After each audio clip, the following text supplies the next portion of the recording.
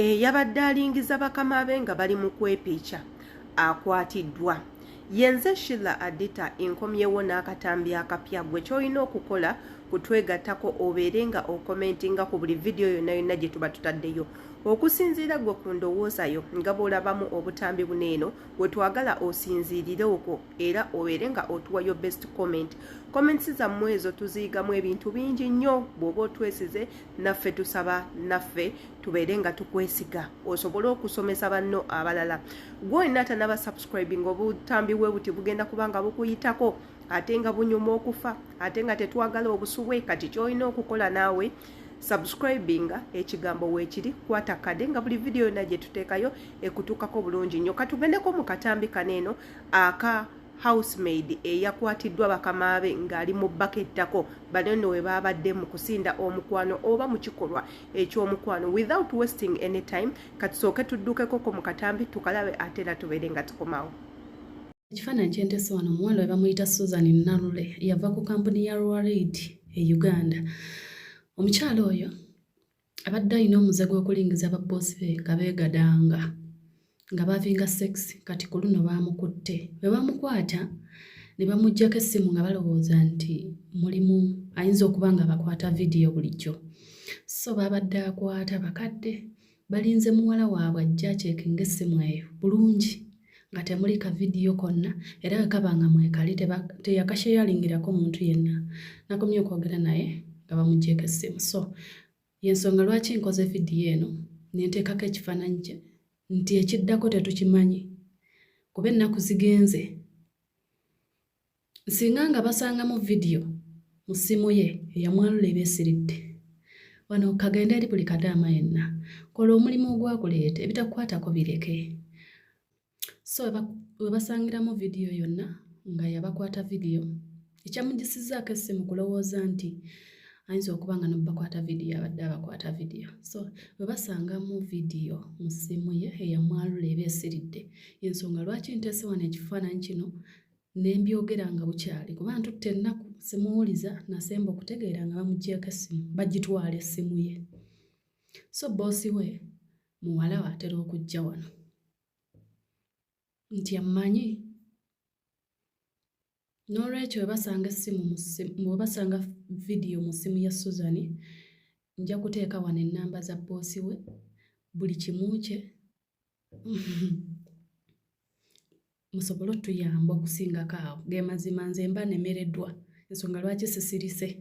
Oyo nno ye yakwatiddwa ng'ali mu kulingiza Bakamabbe bwe babadde nga bali mu kwetuusaako akazannyo nga bali mu muzannyo gwabwe ogw'ekikulu nga bali mu kwepiica bali mu kwepinda bali mu kusinda mukwano bali mu kwerambuza byalo bali mu kulinnya butanda bali mu kulinnya nsozi bali mu kulambula byalo.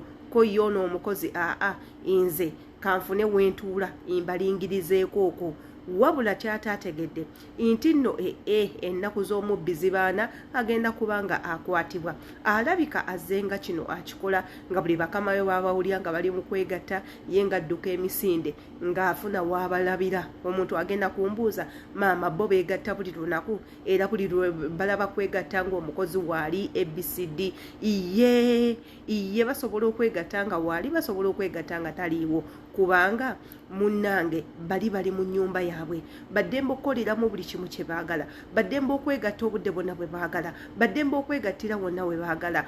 Gwe atali omu ku bannyumba eyo igwe aba toyina kulaba ekyo ky'oba olabye ekiseera ekyo. Nakolako akatambi akeefaananyiza nga bwe kati abaakalaba akatambi ako kagenda viral bangi baakalaba wabula ng'ate njagala okubategeeza nti ono si yekka yasoose okubanga alabikira mu saga ngezo. Tuyina baganda baffe bangi nnyo abalabikidde mu ezo saga za Bakamabbe babadde beegatta n'agenda n'alaba Bakamabbe mbakutte beegatta Bakamabbe mbasanze mu ntebe mbasanze mu kiyigo simanya mbasanze mu wano mbasanze wansi ku fulo mbasanze ABCD. Baana bangi nnyo obutambi obwo babukola era bw'oba gw'omu akozesa omukutu gwa social media nsuubira obutambi obwekuusakuusa ku koono obutambi obwo mubulaba nnyo. Saagala twebuzeebuze twefuule nti nno ffe tetubiraba twefuule nti tebiriiyo twefuule nti babawaayiriza twefuule nti ffe tuli perfect. Twogeze ku mazima obutambi buno eno bangi nnyo babukola era nga abaana bangi nnyo bakwata amasimu gaabwe ne beeteeka mu kamera ne bagamba nze mukama wange nabasanze beegatta mukama wange nabasanze bali mu kwekola bakama bange nabasanze bali mu ekigambo kyesitagenda kwogera bakama bange nabasanze nga beepica naye ne weerabira ogwo si gwe mulimu gwo ogwakutwala ne weerabira nti ogwo si mulimu gwo wavudde ku mulimu ogwakutwala n'otandika okulanduka n'omulimu ogutaakutwala. Era ffe tubeera yeno mu kasonda nga tubajjukiza nga wendi mu kujjukiza ono nti ebyo tebikwatako. That's not part of your job. Bakama bo oba beegattiddewa oba beebagatiddewa, that's their house. They are free to do each and everything they want into their house. They are free to do each and everything they want in their house because they belong there. That's their place. Omuntu yekka that does not belong to that place is you. Wajja, you a commoner. You came to look for money. You came to look for a living. You came to look for capital. Nayate, you left your main goal. Notandika okulanduka n'ebintu ebirala. So you guys, watch out. Watch out. Leave this habit. Leave this behavior. Leave this character. Leave this kind of actions. Mutandika okudda ku bintu ebyabaleeta. Ate era ekirungi ekiriwo nti omuwala ono we yakwatiddwa Bakamabbe balowoozezza ebintu bingi nnyo nga kirabika abadde abakwata bu videos n'abaako abantu abalala babusharinga. So we tutuuka ku kya video katugendeko mu mukwano gwaffe ono atuleetedde gana amawulire tulabe ki ekyaddiridde after muganda waffe ono nga bamukutte ki ekyazzeeko bamukoze eki bamusibye bamukubye bamusse bamuwaabidde bamudipotinze bamukoze eki katugendeko mu katambi tumanye ki ekyaddiridde next ate era tubeere nga tukomawo. Okay, mala musizaako mwenna.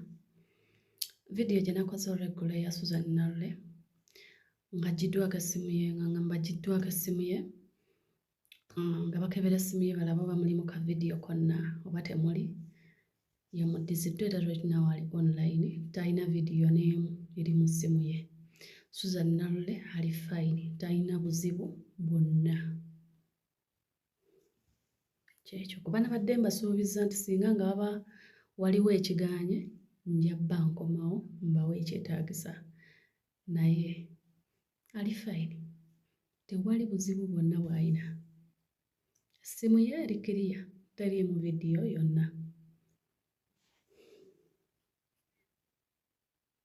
Ebyaddiridde ku story eno eya mukwano gwaffe munnange Bakamabbe bamuggyeko embwa bamuggyeko olukongolo ne balekerawo n'omusimbamu engalo anti ekyamutaasiza kwe kuba nti essimu gye bamuwambyeko yakakasiddwa nti no there is nothing, totally nothing, temuliimu katambi konna ke yasharingirako muntu yenna nti oba bakama bange babadde beepica which babosi be kye babadde basuubira nti woba oli awo omwana ono bw'aba abadde asobola okujja n'abeera ng'atulingiza that means ayinza okuba ng'abadde akwata n'essimu n'aturecordinga katumuggyeko essimu tukebere waba yaturecordinga embaga etandikirawo embuutu zitandikirawo ne good enough munnange this girl did not do such an act teyakikoze ekintu ekyo which was a very good move I think nti yabadde mugezi ekimala okuba nti obutambi tabuyina ne wabanga yali abuyina at first n'abusangulamu I think she was wise enough ekyo kyamutaasiza naye ate nga tekijjaawo kiri